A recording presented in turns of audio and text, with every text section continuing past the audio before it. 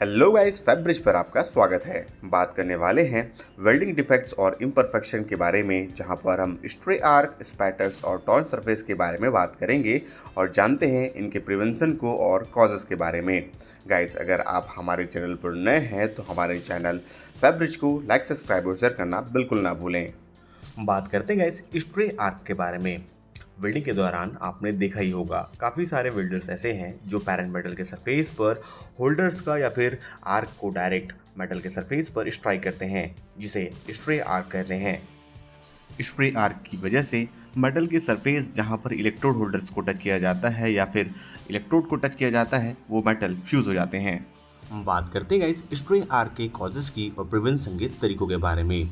Stray arc की वजह से वर्क यानी कि जो काम है वो खराब होने लगते हैं।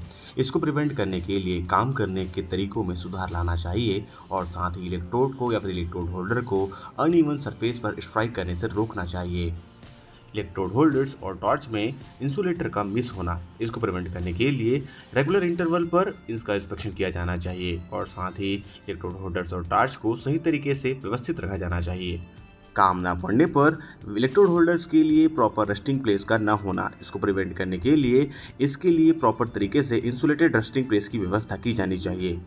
करंट रिटर्न क्लैंप का सही तरीके से टाइट ना होना यानी कि लूज होना, इसको प्रिवेंट करने के लिए प्रॉपर तरीके से करंट रिटर्न क्लैंप को रेगुलरली मेंटेन किया जाना चाहिए। एमएजी वेल्डिंग प्रोसेस में वायर फीट को एडजस्ट किया जाना चाहिए।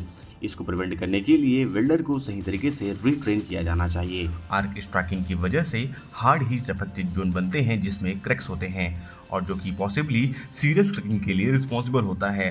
साथ ही स्ट्रे आर्क को रिपेयर करने के लिए ग्राइंडिंग की हेल्प करनी चाहिए, न कि वेल्डिंग की। नेक्स्ट हम बात करते हैं गाइस स्पैटर के बारे में। स्पैटर्स जो होते हैं वो ग्लोबल्स के फॉर्म में होते हैं। ये वेल्डिंग के दौरान वेल्ड मेटल्स होते हैं जो कि पैरेंट मेटल के सरफेस पर चिपक जाते हैं और ये मोस्टली पैरेंट मेटल के सरफेस पर एक सॉलिडिफाइड वेल्ड मेटल के रूप में चिपके हुए होते हैं, जिसे स्पैटर्स कहते हैं। नेक्स्ट हम बात करते हैं गाइस स्पैटर के कॉजेस की और प्रिवेंशन के तरीकों के बारे में। आर्क करंट का अधिक होना, इसको प्रिवेंट करने के लिए आर्क के करंट को कम किया जाना चाहिए। लॉन्ग आर्क लेंथ का होना, इसको प्रिवेंट करने के लिए आर्क के लेंथ को रिड्यूस किया जाना चाहिए।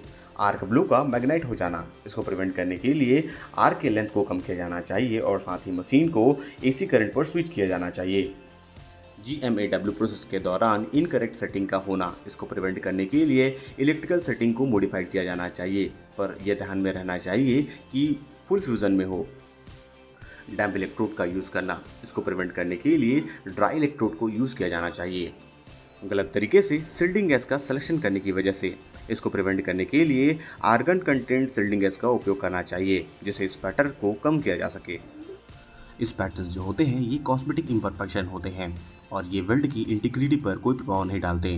हालांकि यह आमतौर पर अत्यधिक वेल्डिंग करंट के कारण होता है और यह इस बात का संकेत है कि वेल्डिंग की जो कंडीशन है वो आइडल नहीं है, जिसकी वजह से ये स्ट्रक्चर के भीतर और अन्य संबंधित समस्याएं हो सकती है, जैसे कि हाई हीट इनपुट। कुछ स्पैटर्स जो होते हैं वो open arc consumer electrode welding process के दौरान उत्पन्न होते हैं। इनको हटाने के लिए एंटी स्पैटर कंपाउंड का उपयोग किया जा सकता है या तो इनको आसानी से खुरच कर या फिर ग्राइंड करके हटाया जा सकता है। नेक्स्ट हम बात करते हैं गाइस टॉर्नर सरफेस के बारे में।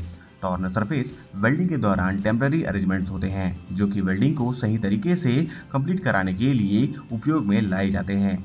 जब इन टेम्पररी सपोर्ट्स को या फिर अटैचमेंट्स को बाहर किया जाता है या फिर अलग किया जाता है तो ये मेटल के सरफेस को डैमेज कर जाते हैं, जिसे टॉर्नर सरफेस कहते हैं। इन टेम्पररी अटैचमेंट्स को रिमूव करने के बाद सरफेस को प्रॉपर तरीके से ग्राइंडिंग की जाती है।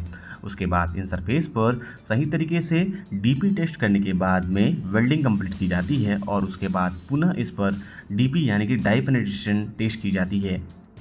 कुछ एप्लीकेशंस पर ओवरले को एक्सेप्ट नहीं किया जाता। बात करते हैं टॉर्न सरफेस के डिटेल्स के बारे में, जिसमें ग्राइंडिंग मार्क्स आते हैं जो जनरली लोकल डैमेज होते हैं ग्राइंडिंग मशीन की वजह से। चिपिंग मार्क्स होते हैं जो कि जनरली चिजल की वजह से होते हैं या फिर अदर टूल्स यूज़ करने की वजह से होता है। अंडर क्रशिंग, ये किसी भी जॉब पर एक्सेसिव ग्राइंडिंग होने की वजह से होता है। Miss alignment of opposite runs, ये जनरली डिफरेंस होते हैं किसी भी दो सेंटर लाइंस का जब किसी भी ज्वाइंट को दो साइड से वेल्ड किया जाता है। टेम्पर कलर ये जनरली स्टेनलेस स्टील्स में होते हैं, जहां पर जो सरफेस होते हैं वो ऑक्सीडाइज हो जाते हैं, जिसकी वजह से विजिबल ऑक्साइड फिल्म दिखाई देने लगती है। ये थी गाइस कुछ इन्फॉर्मेशंस वेल्डिंग डिफेक्ट्स और इम्परफेक्शन के बारे में। इस तरीके के और अधिक वीडियोस पाने के लिए गाइस हमारे चैनल से जुड़े रहें और हमारे चैनल फैब्रिज को लाइक, सब्सक्राइब और शेयर करना बिल्कुल भी ना भूलें। Thank you for watching our videos, our channels Febreze.